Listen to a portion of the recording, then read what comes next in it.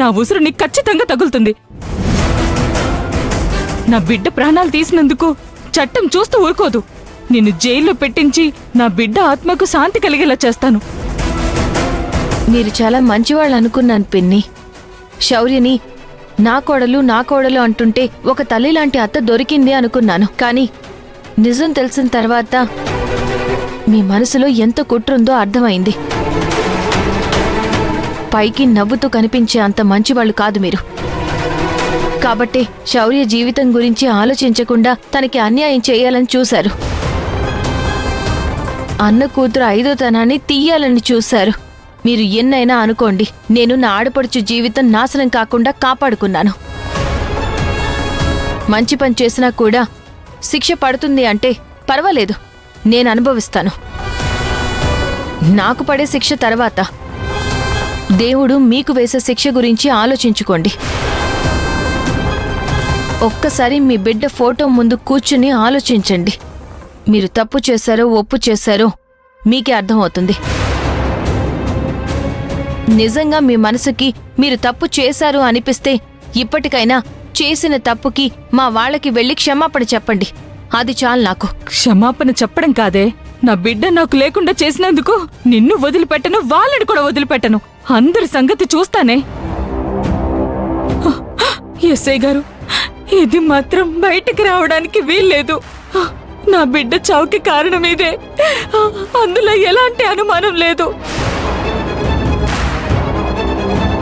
దయచేసి దీని మీద కంప్లైంట్ మాత్రం స్ట్రాంగ్ గా రాయండి. కోర్టులో శిక్ష మాత్రం పడేలా చేయండి. నా బిడ్డలాగా మరో బిడ్డ అన్యాయం అవ్వకూడదు.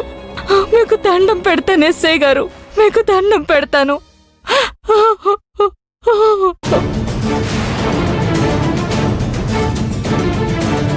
పెద్దవిడ అంత బాధపడుతూ ఉంటే ఆవిడ అబద్ధం చెప్తుందంటావేంటమ్మా? ఆవిడ బాధపడ్డం లేదు సార్, నా మీద కోపడుతోంది. నిజం చెప్పి ఆ పెళ్లి ఆపాను అనే కోపం అది. ఆ కోపంతోనే వాళ్ళ అబ్బాయి చావుకి కారణం నేనేనని చెప్పి నన్ను అరెస్ట్ చేయించింది. ఎలాగో మీరు ఇన్వెస్టిగేషన్ చేస్తారు కదా, ఆ తర్వాత మీకే తెలుస్తుంది ఎవరిది నిజం ఎవరిది అబద్ధం అని. కానిస్టేబుల్స్, సెల్లోకి తీసుకెళ్ళండి. Okay sir.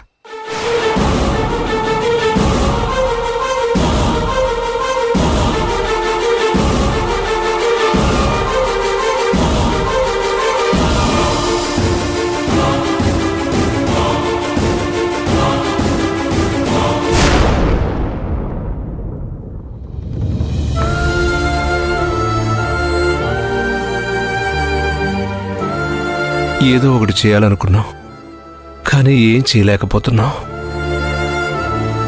జరుగుతున్న వాటన్నిటికీ కారణం అదే అని తెలిసినా కూడా మనం మౌనంగా ఉండడం మంచిది కాదండి. బిడ్డలు అల్లాడిపోతున్నారు. వాళ్ళ కష్టాలు కళ్ళారా చూస్తూ కూడా ఇంకా మనం ఏదో ఒకటి చేయకపోతే ఎలాగండి? చేద్దాం తులసి. ఇన్నేళ్ల తర్వాత నాకు చేయాలన్న ఆలోచన వచ్చింది.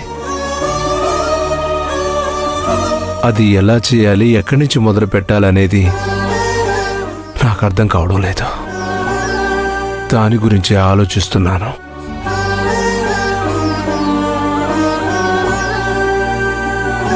నాన్న, నేనొక విషయం అడుగుతాను, నిజం చెప్తారా? అదేంటి అలా అడుగుతున్నావు?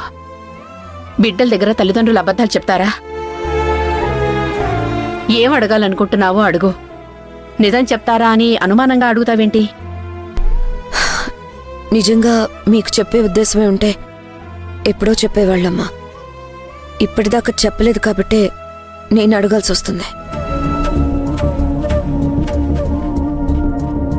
మీ దగ్గర మేము ఇప్పటిదాకా ఏం దాచిపెట్టలేదు కదమ్మా.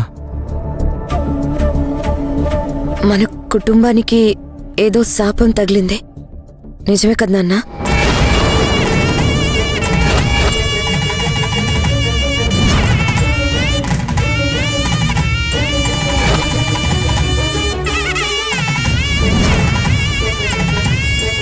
ఏంటి నాన్న ఆ శాపం?